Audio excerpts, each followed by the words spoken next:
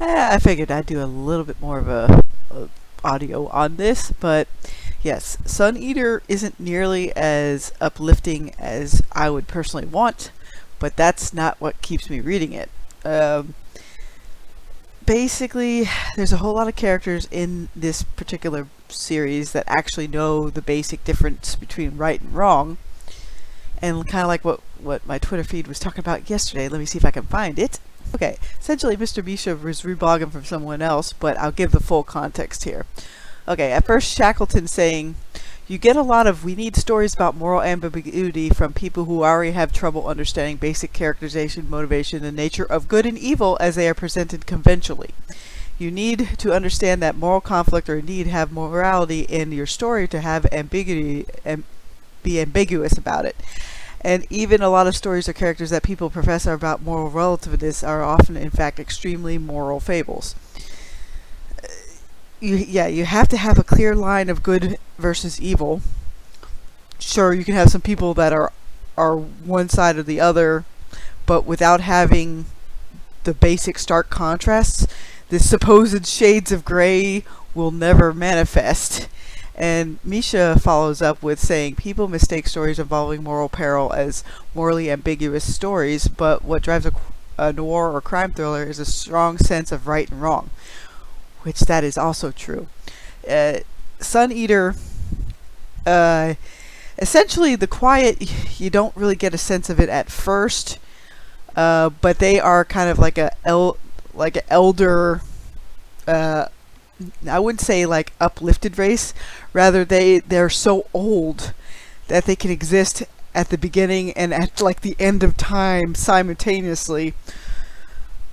So kind of like in the Interstellar movie, where the future humans created like a bridge for their more primitive forms to have all those events happen.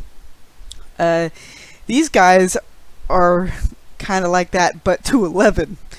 So that's like the kind of thing that I enjoy in certain series, where it's like, okay, the concept is so like high up there that I just like to think about it. And yes, it does have characters you can care about.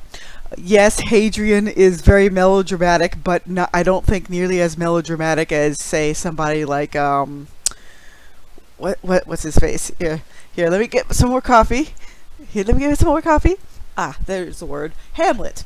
He's not nearly as melodramatic as Hamlet, or even as back and forth as Romeo.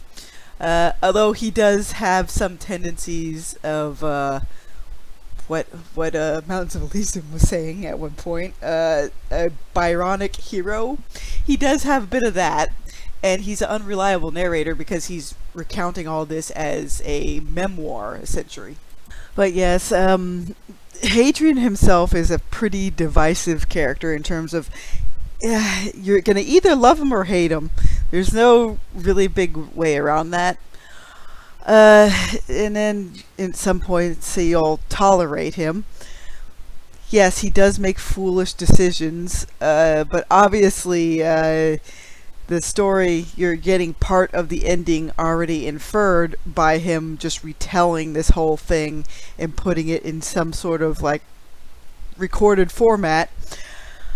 And okay, at least I don't hate him like I hate Spensa from Skyward.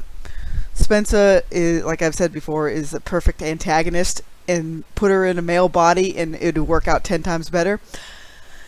Now Hadrian, yes, he has the flair for the dramatic, and this is a type of story where I also end up caring more about the side cast than I do the main character, but the main character doesn't come off as abrasive as Spensa. Some reviews have made note of like, why is Hadrian as whiny as he is? It also depends on what part of the story you're in. I've read the first 2 books and now I'm re-listening to them on Audible, to refresh my memory. But like I said, the main draw for me really isn't so much Hadrian himself, or rather the world that he inhabits, where there's a bunch of ancient technology and ancient mysteries, and the part of the Chantry doesn't want that to get out. Now, on the plus side, yes, it is evil like religion, aspect, but he doesn't, Ruccio doesn't actually go out of his way to be like, oh, this is the one for one of like, Christian church, or this is like one for one for Buddhism or something like that. Like, no, the Chantry is just more of a bureaucracy, I would say, than an actual religious organization, but they lose some religious in format. And again, it's just a blanket religious format, like kind of like what Dune does with the "Thou shalt not create a man in the likeness of a machine" sort of thing. They're there to basically curtail people from poking around into ancient tech and basically saying like, yeah, this tech is off limits, tech is demonic, and that sort of thing.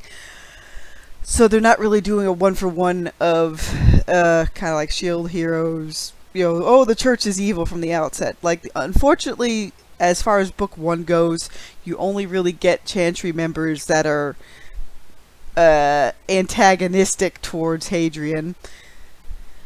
And the basic setup for most of those characters so far, the mother and the hunchback son, like the deformed son, they're the quintessential we use our position to abuse it kind of setup.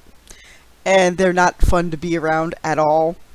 In fact, out of the first book, the characters that I found most fun were the common level characters that Hadrian met, like Cat. I really like Switch. Since I really like Switch, I hope he doesn't die.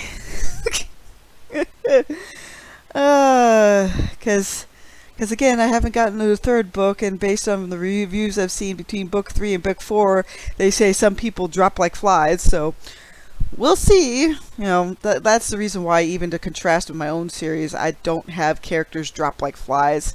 Even if I haven't used them much, some of them are being saved for some of the side novellas, for people who want the omnibuses. But each character I make usually has some sort of point in the story, even if they're only a semi-recurring character. Kind of like how even with Babylon 5 had a handful of characters that only showed up like once or twice, or maybe even less than 5 times, but they still had a rather integral part of the story play out around them.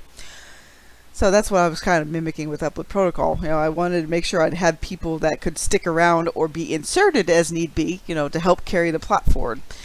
But with Suneater, yes, he does introduce characters, and I honestly, with the way Gibson keeps getting name dropped and the fact that the Quiet are using him to nudge Hadrian in his dreams, because I picked up on that even from the first book, and the way that there's extra special attention given to the ruins of the Quiet, especially by Valka, it's like that lady over there is just like that rather rambunctious archaeologist in Crusade, where it's like, she's right on the money about some things.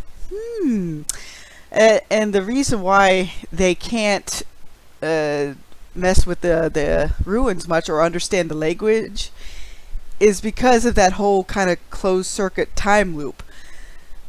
The Quiet are able to go from moment to moment, and they're kind of like what the Highest does in my series, where I guess if you write using a certain kind of setup, you're like, I recognize a little bit of that setup in other books too.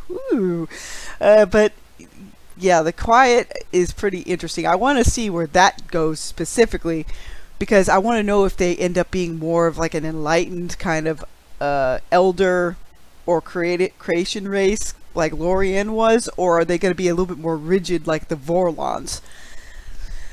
I haven't gotten far enough to see any clear indication one way or another, but their ruins are both there in current time, in the future, and also in the past. It's like they're able to cross that time epoch, like at every moment of time that's possible. Kind of like what Interstellar did with the Tesseract, where Cooper saw the same kind of moments in the room over time, because he had such a big link to his daughter, and the uplifted humans, the ones that were more advanced, that could be across all points at every single moment, they use that as a bridge to get their primitive selves over the hump to the new planet Earth, essentially. So these guys, they might even be, well, from all indications so far, they're one of the bigger precursor races, but I don't know if they're the Quiet were the ones that came before the Watchers, or the Watchers came before the Quiet. All I know is the Cielsen are like, we praise our dark gods, and that's, the Watchers there. And yes, even looking at some later reviews, it's like they're really annoyed that it's like, you're hammering it too far home that the Cielsen follow evil Eldritch abomination monsters. It's like, well, yeah, because the Cielsen are the basic evil bad guys. You don't usually need... That's another thing I appreciate about this series. You don't need nuance in your bad guys. Not all the time. It's okay to create bad guys that are just there to be evil McEvil, grinning at you evilly. But in the end, I have to wonder just how much of Hadrian's life was predetermined versus how much he actually has a choice in the matter, considering the Quiet are like... take Cosmic Stick, poke Hadrian over this way, because because basically the Quiet are like the higher level chess masters that are trying to get a specific outcome, kind of like how in Interstellar those future humans were trying to get a specific outcome by telegraphing into their own past to make sure that future they existed in would exist in completion. So yeah, that's most of all. Yeah, I enjoy the time loop kind of timey-wimey, crazy that this series hints at, where it's just like, again, how much of it was free choice versus predestination. The world will probably find out with the Ashes of Man later on. But as I said, I'm slowly but surely catching up. I imagine a fair amount of my answers will become a little bit more concrete, I would say, with book 3. So we shall see. Have a good day, everybody.